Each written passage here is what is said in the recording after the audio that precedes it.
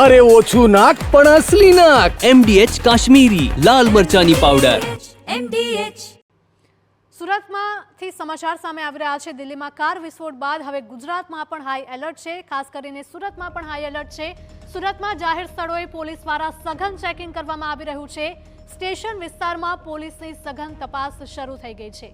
Bus station અને railway station વિસ્તારમાં સતત ચેકિંગ કરવામાં આવી રહ્યું છે. જે પણ મુસાફરો અવરજવર કરી રહ્યા છે તેમની પૂછપરછ કરવામાં આવી રહી છે અને તેમના સામાનની પણ ચકાસણી થઈ રહી છે. બ્લાસ્ટ થયો છે અને તેની અંદર અનેક લોકોના જે જીવ ગુમાવવાનો વારો આવ્યો છે અને તેને લઈને તમામ રાજ્યોની અંદર એલર્ટ જાહેર કરાયું હતું. ત્યારે ગુજરાતના તમામ શહેરો અને જિલ્લાની અંદર રાત્રિ દરમિયાન જે ગુજરાતના જે પોલીસ વડા છે તેમના તરફથી જે એલર્ટ આપ્યું હતું અને ત્યારે વહેલી સવારે પણ જોઈ શકાય છે કે સુરત પોલીસ દ્વારા અલગ અલગ જે વિસ્તારો છે અને ખાસ કરીને સ્ટેશન વિસ્તાર છે, રેલવે સ્ટેશન, જે બસ સ્ટેશન વિસ્તારની અંદર આજે પોલીસ દ્વારા જે ચેકિંગ છે તે શરૂ કરવામાં આવ્યું છે.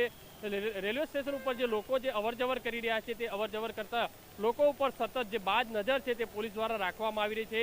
જે વાહનો જે શંકાસ્પદ લાગી રહ્યા છે તમામ વાહનોની અંદર પોલીસ દ્વારા જે ચેકિંગ છે તે કરવામાં આવી રહી છે. દ્રશ્યોની અંદર જોઈ શકાય છે કે રેલવે સ્ટેશન વિસ્તારની અંદર પોલીસે વહેલી સવારથી સઘન જે ચેકિંગ છે તે શરૂ કરવામાં આવ્યું છે અને અલગ અલગ વિસ્તારોની અંદર ચેક પોઈન્ટ વિસ્તાર છે તે વિસ્તારોની અંદર તપાસ છે પોલીસ તરફથી કરવામાં આવી રહી છે. આખી રાત દરમિયાન સુરત ક્રાઇમ બ્રાન્ચ અલગ અલગ જે ટીમો હતી, જે સિવિલ હોસ્પિટલ, સ્વિમેર હોસ્પિટલ, જે મોટી હોસ્પિટલો છે, ઇન્ડસ્ટ્રી વિસ્તાર છે તે વિસ્તારની અંદર પણ પોલીસ દ્વારા સઘન ચેકિંગ કર્યું હતું અને અત્યારે પણ જે ચેકિંગ છે તે પોલીસ દ્વારા જે શરૂ કરવામાં આવ્યું છે. મહત્વની વસ્તુ એ છે કે અલગ અલગ વિસ્તારોની અંદર જેવા કે બસ સ્ટેન્ડ, રેલવે સ્ટેશન વિસ્તારની અંદર પોલીસ દ્વારા જે શંકાસ્પદ જે વ્યક્તિઓ જે દેખાતા હોય તે વિસ્તારની અંદર પોલીસ દ્વારા જે ચેકિંગની જે કામગીરી છે તે હાથ ધરવામાં આવી છે. મહત્વની વસ્તુ એ છે લોકોના આઈડેન્ટિફાઈ જે છે તે ચેકિંગ કરવામાં આવી રહી છે. બેગ જે છે તે ચેક કરવામાં આવી રહ્યા છે. ફોર વ્હીલ કારો જે શંકાસ્પદ જે લાગી રહી છે તેની પોલીસ દ્વારા જે તપાસ છે તે કરવામાં આવી રહી છે. કારણ કે જે રીતે કારની અંદર જે બ્લાસ્ટ થયો છે અને તેને લઈને હાઈ એલર્ટ છે તે આપવામાં આવ્યું છે અને તે સંદર્ભે અલગ અલગ વિસ્તારોની અંદર ચેકિંગ છે. સાહેબ, જે રીતે આ જે ચેકિંગ છે તે હાથ ધર્યું છે પોલીસ દ્વારા જોઈ શકાય છે તમામ જે કારો છે શંકાસ્પદ કારો જે જોવા મળી રહી છે. સુરત ક્રાઇમ બ્રાન્ચ એસઓજીની જે ટીમો છે અલગ અલગ રાત્રિ દરમિયાન જે છે આખી રાત છે તે ચેકિંગ કર્યું હતું અને અત્યારે વહેલી સવારથી સ્ટેશન અને બસ સ્ટેન્ડ વિસ્તાર, રેલવે સ્ટેશન વિસ્તારની અંદર પોલીસ દ્વારા સઘન ચેકિંગ છે તે કરવામાં આવી રહ્યું છે. સાહેબ, કઈ રીતનું હાલમાં જે ચેકિંગ છે તે કરવામાં આવી રહ્યું છે અને કેટલી સુરક્ષા?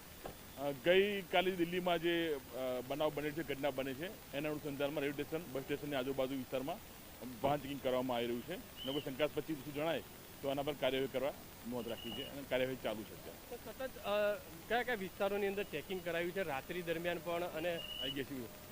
હા, રાત્રિ દરમિયાન બી રેલવે સ્ટેશન વિસ્તાર, પોલીસ સ્ટેશન વિસ્તાર, મતલબ બસ સ્ટેશન વિસ્તારમાં ચેકિંગ હાથ ધરવામાં આવેલું હતું. અમારા ઉપરી અધિકારીઓ પણ હાજર છે અને એમની નિગરાનીમાં ચેકિંગ કરવામાં આવી રહ્યું છે. જે રીતે દ્રશ્યોની અંદર જોઈ શકાય છે ઉચ્ચ અધિકારીઓ પણ સતત અલગ અલગ વિસ્તારોની અંદર જે છે તે તપાસ કરી રહ્યા છે, રાઉન્ડ ઓફ જે પેટ્રોલિંગ કરી રહ્યા છે. કારણ કે અધિકારીઓ કઈ રીતે જે કામગીરી કરી રહ્યા છે કોઈ કચાશ ન રહી જાય તે સંદર્ભે પોલીસ દ્વારા છે તે તપાસ છે તે કરવામાં આવી રહી છે. અહીંયા એસીપી છે તેમની સાથે વાત કરીશું. સાહેબ, કઈ રીતની જે તપાસ છે આખી કરવામાં આવી રહી છે, ચેકિંગ કરવામાં આવી છે? આખી રાત પણ અલગ અલગ વિસ્તારોની અંદર ચેકિંગ કરાયું, કઈ રીતે આખી તપાસ? ગઈકાલે જે દિલ્હીમાં કારમાં બ્લાસ્ટ થયેલો છે એના અનુસંધાનમાં મહેરબાન પોલીસ કમિશનર સુરતના જે અનુપમસિંહ ગેહલોત સાહેબ છે તેઓની સૂચના મુજબ આજરોજ વહેલી સવારથી આજે પોલીસ માણસોને અલગ અલગ ટીમો મૂકીને વાહન ચેકિંગ કરવામાં આવ્યું છે. જે પણ શંકાસ્પદ વસ્તુ છે એને ડિટેન કરવામાં આવી છે. હાલ અત્યારે પોલીસની જે ટીમો છે અહીંયા લાલદરવાજા વિસ્તારમાં અને રેલવે સ્ટેશન વિસ્તારમાં, બસ સ્ટેશન વિસ્તારમાં ચેક કરવામાં આવેલી છે. સાહેબ, રાત્રિ દરમિયાન કઈ કઈ હોટલો છે, પડતર જે ગાડીઓ પડી હોય છે અવારું, તેમાં પણ કઈ રીતે હવે ટાર્ગેટ કરાશે?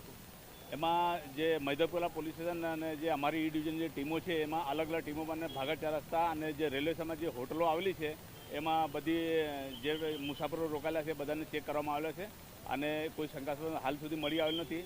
તેમ છતાં અત્યારે પણ ટીમો દ્વારા અલગ અલગ હોટલમાં ચેકિંગ ચાલુ છે.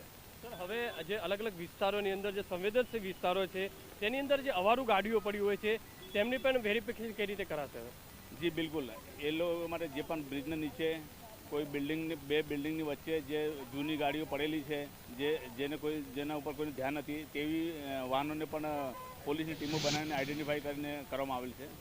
જે રીતે દ્રશ્યોની અંદર જોઈ શકાય છે કે પોલીસ દ્વારા અત્યારે જે રેલવે સ્ટેશન બહાર સઘન ચેકિંગ છે તે હાથ ધરવામાં આવ્યું છે અને અલગ અલગ વિસ્તારોની અંદર જે બ્રિજ નીચે અથવા તો જે અવારું જે ગાડી કહી શકાય છે, ઘણા સમયથી જે ગાડીઓ પડી રહી છે તેનું પણ આઈડેન્ટિફાઈ કરી અને તમામ જે ગાડીઓ છે તેનું વેરિફિકેશન છે તે પોલીસ તરફથી કરવામાં આવશે.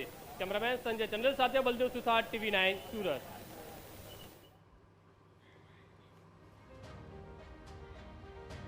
MDH બિરયાની મસાલા, પારંપરિક બિરયાનીનો અસલી સ્વાદ. असली मसाले साथ साथ MDH